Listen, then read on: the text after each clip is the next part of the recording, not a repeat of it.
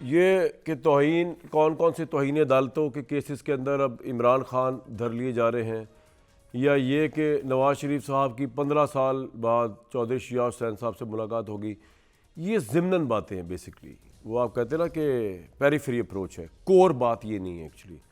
जो बड़ी बात है वो ये है कि अब से कुछ अरसा पहले, बिल्कुल कुछ अरसा पहले, कोई ये सोच नहीं सकता था कि इमरान खान जेल में, और जेल में भी वो भुगत रहे होंगे लाइफ टाइम इम्प्रिजनमेंट और मौत की सज़ाओं वाली सज़ाएँ। वो दफ़ात उन पर लगी होंगी, गद्दारी की, बगावत की, ये दफ़ात लगी होंगी, करप्शन की। ये कोई सोच किसी के वहम गुमान में भी नहीं था, ये उनके ऊपर लगी होंगी। और कोई ये सोच नहीं सकता कि नवाज़ शरीफ साहब जो बहुत बड़ी जलावतनी में थे, जो लगता था कि अब ताहयात ही हो गई है, वो वापस आएंगे और ऐसे आएंगे कि क्या उनके चाहने वाले और क्या उनके मुखालिफ सब जहनी तौर पे तैयार हो गए हैं कि ये शख्स जो आया है लंदन से, जलावतनी गुजार के करप्शन के केसेस जीत रहा है, जीत पे जीत रहा है और पलटियाँ मार रहा है और जीतता ही जा रहा है, और एक जीता है, अभी अगला भी जीतेगा और एंड में जीत जाएगा और एंड में इलेक्शन में जीत जाएगा, चौथी दफा प्राइम मिनिस्टर होगा। इस तरीके से भी ये मौजज़ाती करिश्मे भी किसी ने आज से कुछ महीने पहले सोचे नहीं थे, लेकिन ये सब कुछ हो रहा है। और सबसे अहम सवाल यही है कि बेसिकली जो इमरान साहब है, इनका असल कसूर क्या है, क्योंकि जब तक कसूर का पता नहीं चलेगा तब तक पता नहीं चलेगा कि ये कितनी मुद्दत के लिए बाहर गए, क्योंकि वो सियासत से भी बाहर है, वो आज़ाद दुनिया से भी बाहर है और वो वैसे भी बाहर है। तो कहीं मुकम्मल बाहर ना हो जाए, सज़ाएँ जो उन पर लगी हुई ऑफिशियल सीक्रेट एक्ट की, और ये तो बहुत बड़ी बड़ी कठिन सज़ाएँ हैं, और उनकी अगर वो इम्प्लीमेंट हो गई खुदा ना खास्ता, फिर तो पता नहीं क्या होगा यहाँ पे। तो ये जानना बड़ा ज़रूरी है कि ये किस तरह हुआ, ताकि पता चले कि वो इमरान साहब क्या करें कि वो रिवर्स हो जाए सज़ा। और नवाज़ शरीफ साहब के मुतल्लिक भी जानना बड़ा ज़रूरी है कि वो शख्स जिनके मुतल्लिक ये लग रहा था कि शायद ताहयात जलावतनी में चले जाएंगे, शायद कभी भी वापस नहीं आ पाएंगे, वो अब इस धूम धड़के से वापस आए हैं कि सब अशश कर उठ रहे हैं और लोग कह रहे हैं कि वो देखो शेर तो आया लेकिन अब चौथी दफ़ा प्राइम मिनिस्टर भी बनने जा रहा है। इन चीज़ों के ऊपर बड़े इशूज़ हैं ये, क्योंकि इन तमाम चीज़ों के ऊपर पाकिस्तान के होने वाले आइंदा होने वाले इलेक्शंस का दारोमदार है।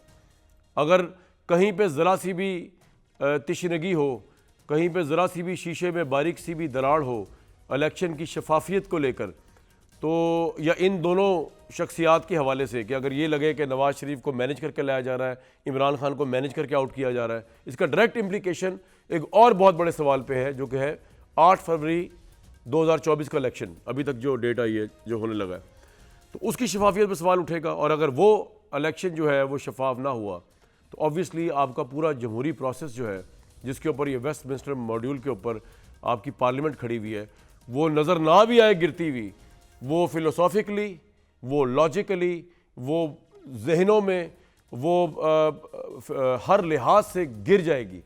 और गिरी भी तो पहले ही है, मुझे तो लगता है ज़मीन बोझ के बाद अब ज़मीन के अंदर भी धंस जाएगी ये इलेक्शन अगर शफाफ नहीं हुए। तो ये सवाल बड़े अहम है। इन सवालों का डायरेक्ट लिंक जो है इन दो सवालों से है, शफाफ इलेक्शन का। अतर भाई ये बताइए, वही सवाल है मेरा आपसे। सबसे पहला ये, उन्होंने अज़हर साहब ने अपने तय बता दिया कि इमरान खान साहब का कसूर असल क्या है, आप अपने तय बता दें। और फिर जो मैं सवाल था, मैं शायद मेरी जो है वो गलती है कि मैं उसका समझा नहीं पा रहा, कम्युनिकेट कर पा रहा कि वो तमाम बातें अपनी जगह के नवाज शरीफ साहब ये और वो, लेकिन नवाज शरीफ साहब के लिए ये जो परसेप्शन बन गई जला वतनी से सीधी डायरेक्ट कि वो चौथी दफा प्राइम मिनिस्टर बन रहे हैं, इसमें उन्होंने क्या कमाल कर दिया इन पिछले कुछ महीनों में, अतर साहब?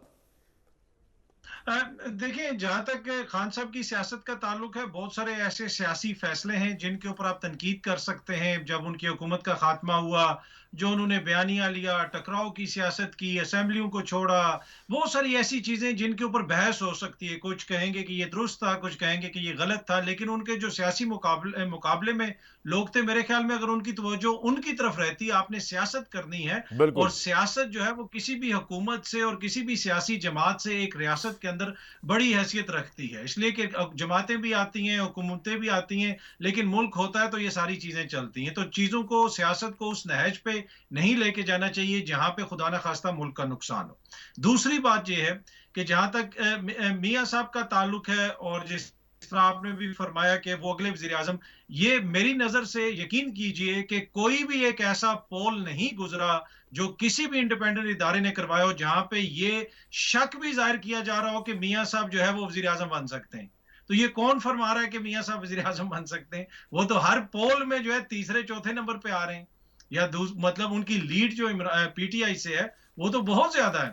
तो वो मुझे तो नहीं पता कि वो किस किस बुनियाद पे ये कहा जा रहा है कि वो वजीर आजम बन जाएंगे। बाकी जो अगला आपका एक क्वेश्चन था कि जी कि मियां साहब के अलावा कोई और वजीर आजम क्यों नहीं बन सकता, देखें ये फैसला वोटर ने करना है।